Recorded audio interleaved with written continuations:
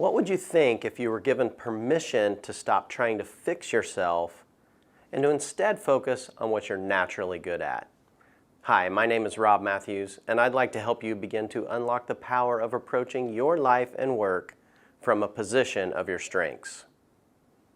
Conventional wisdom says to fix your weaknesses and maintain your strengths. The research has proven, however, that conventional wisdom is wrong.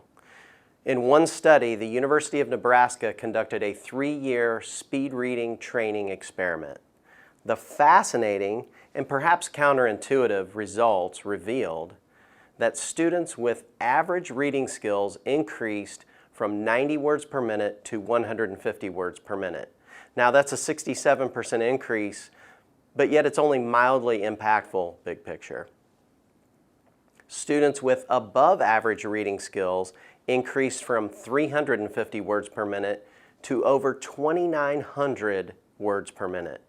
The lesson here, invest more in your natural gifts whenever possible. This is Dr. Goldsby's natural talent. He's a really good speed reader, so if I need a book read fast, I go to him and he tells me about it. So my question for you, what is your speed reading? We can choose to either spend a very high percentage of our time and energy on making very small gains against our weaknesses, or we can choose to be highly productive and fulfilled on a daily basis by using our talents that come naturally to us. I don't know about you, but I choose to rely on my natural talents. For example, I don't really want to have to rely on harmony, positivity, or empathy talents. More on that a little bit later. The founder of Clifton Strengths, Don Clifton, said, "Each person's talents are enduring and unique. Each person's greatest room for growth is in the areas of his or her greatest strength." With that knowledge, let us reframe, and then instead of trying to be something you are not, why not strive to be the best version of yourself? A magnified version of your current self, if you will. Some context on Clifton Strengths. The Clifton Strengths Assessment is a culmination of Don Clifton's life work of over 50 years and the work of his companies, Selection Research, Inc. and Gallup, which was purchased by SRI in 1988. Clifton was a World War II veteran and a Distinguished Flying Cross recipient. In fact, the American Psychological Association even named Clifton the father of strengths-based psychology. Gallup is a global leader in asking the right questions in the right way, collecting and analyzing data, and providing practical commercial solutions. So how do we navigate the plethora of assessments out there? Clifton Strengths differentiates itself from other tests because it measures innate psychological talents, while others measure personality or temperament, interests and tasks, and values, among others. It measures how you naturally think, feel, and behave. Ultimately, it measures what is right and good about you. What do other assessments measure? Personality, such as you versus human condition, think Myers-Briggs, DISC. Job function, you versus the system, or you versus other successful people, think Builder Profile 10 or Predictive Index. Others might measure you versus norms. But Clifton Strengths, it's very different. It's all about you versus you. When you look at your talents, you're not comparing them in a competitive sense to someone else's talents, but rather asking, how can we leverage our talents both individually and collectively? Some more on Clifton Strengths. Over 30 million people have taken this robust assessment. The assessment is used in conjunction with Gallup's Q12 Employee Engagement Survey by literally hundreds of leading companies and organizations. Clifton Strengths is offered with 2 output choices: top 5 signature themes, all 34 themes with insights. You receive top 5 results with this program, but you can upgrade at any time. It's important to note results don't generally change over time without extenuating circumstances such as a car accident or something that would literally affect your brain. But interestingly, their research says the results end up going back to how you were naturally wired at some point anyway. Here's where it gets really interesting. This test is all about your uniqueness. In fact, the odds of having the same top 5 signature themes as another person are 1 in 278,000. Further, the odds of having the same top 5 signature themes in the same order as another person are 1 in 33 million. You might say, you know your strengths, but do you really? Management guru Peter Drucker said it best. Most people think they know what they're good at. They are usually wrong. And yet a person can only perform from strength. Let's consider the metrics of strengths. People who know their talents and have the opportunity to use them at work are 6 times more likely to be engaged at work. And we know engagement drives performance. People who know their talents and have the opportunity to use them at work are 3 times more likely to report having an excellent quality of life. People who use their strengths every day have 8% greater productivity. Bottom line, when you are doing what you are wired to do, you are engaged, you're happy, and you perform well. Good team performance really does start with each individual. Let's help you understand your results. You received the top 5 signature themes report. I'd like for you to think of the paragraphs under each theme in the following ways. The sentences represent specific talents. All may not represent you 100%, but they should be close. Each of those essentially represent the questions in the assessment. The collections of talents in a paragraph represent a talent theme. The talent themes aren't necessarily standard dictionary definitions. Keep in mind they're driven by Clifton's massive body of research. So what about strengths, you say? More on that a little bit later. But first, a word of caution about strengths philosophy. Be careful to not immediately compare task to talent. For instance, analytical talent might drive skill in spreadsheet work, but there are also other ways analytical talents can be put to good use, and vice versa. There are other ways and other talents to use to do good spreadsheet work. More on this concept later. Let's consider talent development. Raw talents are natural tendencies, desires, likes, and choices. Do you ever wonder why you gravitate to certain things? Like get sucked into a murder mystery show, love planning a family vacation, look forward to walking into a room full of people, or enjoy reading 3 books in a week.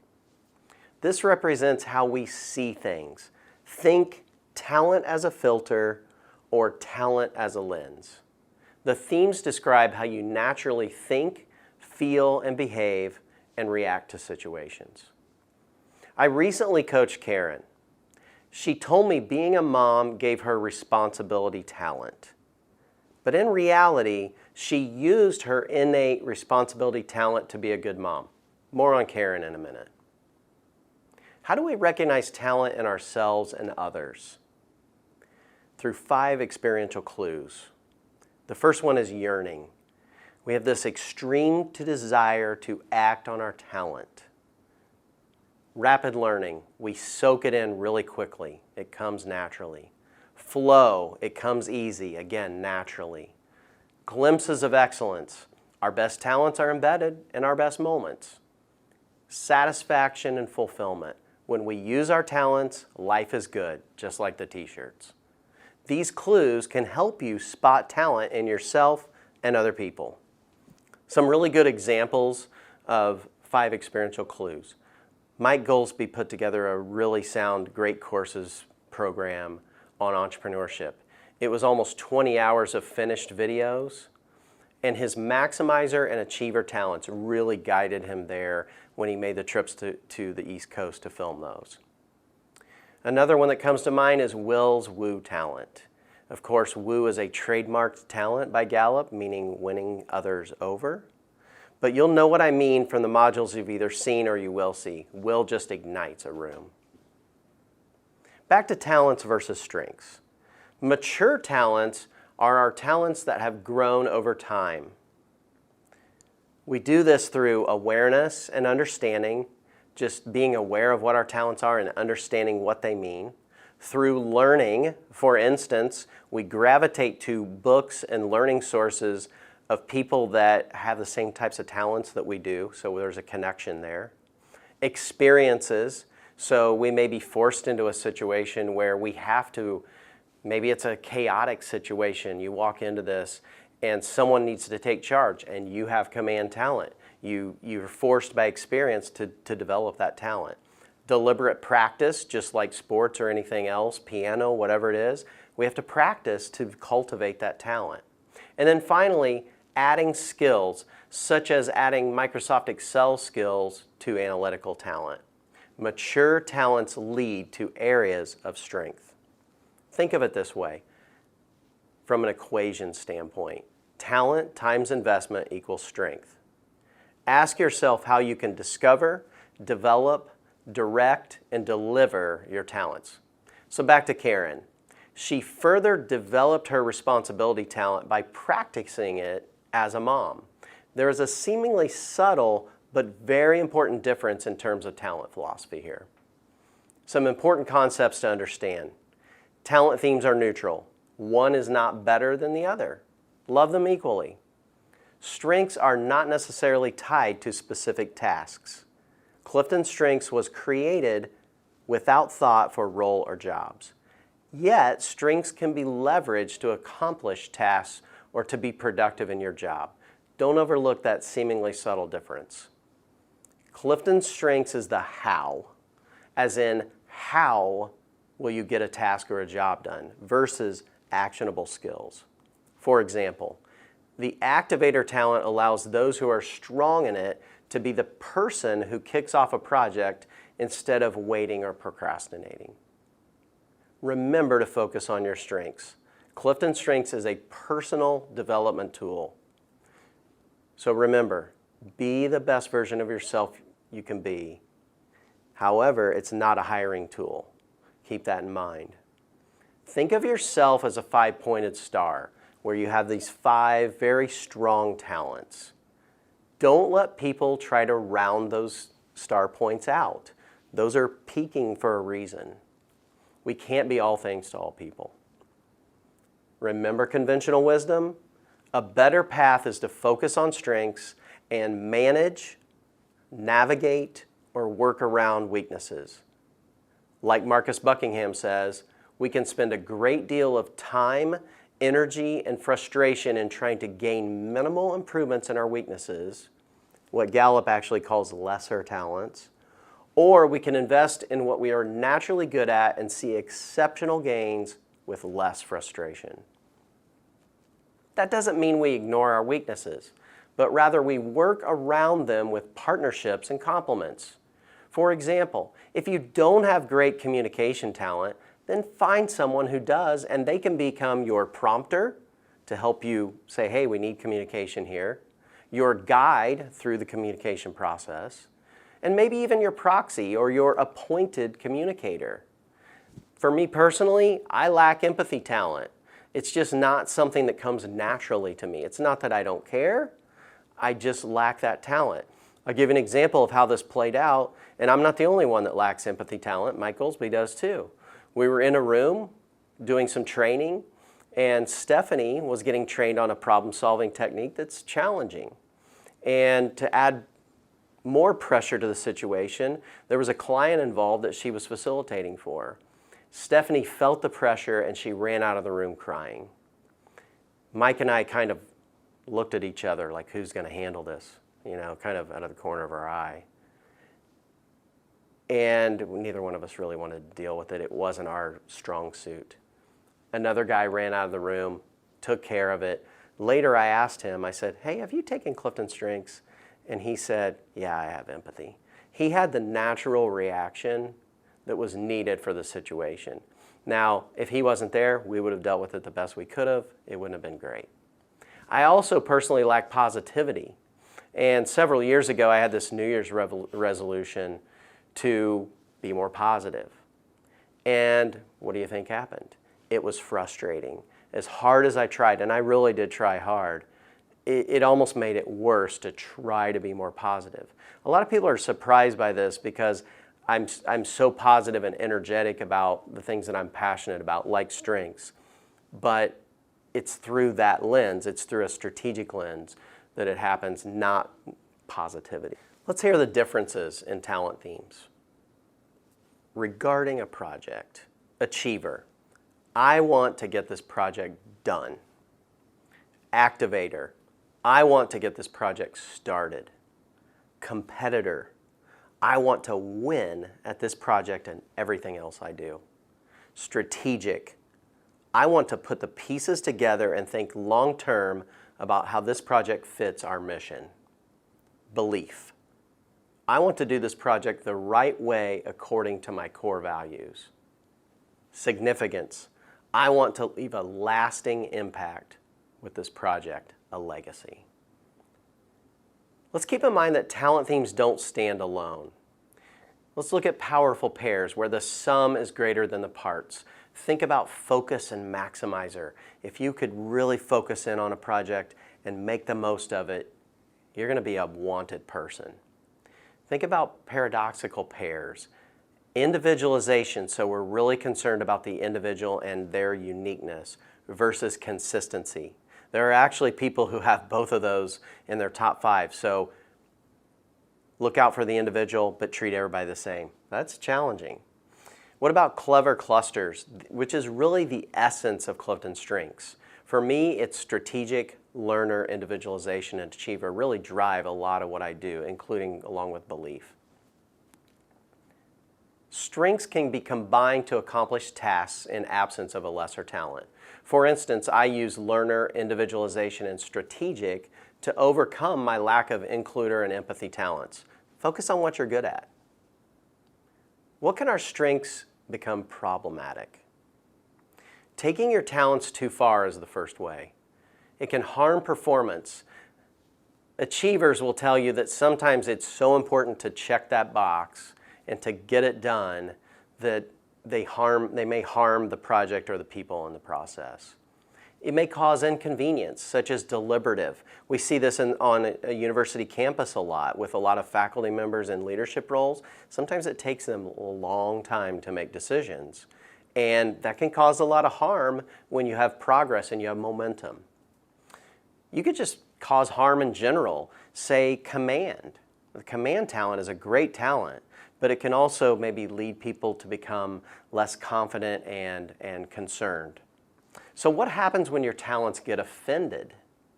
One story that comes to mind is a person that I've worked with over the years and that I helped through a tough situation, Beth. She was very strong in harmony talent. She just wanted everyone to get along, for there to be consensus. And this person was all of a sudden labeled in this group as a troublemaker. And I really had to scratch my head at it, like, what is going on in this situation? And the conclusion that I came to with Beth was, it kind of hit me, was that her harmony was so violated because she didn't see it as achievable. She didn't see harmony as a realistic possibility in this situation.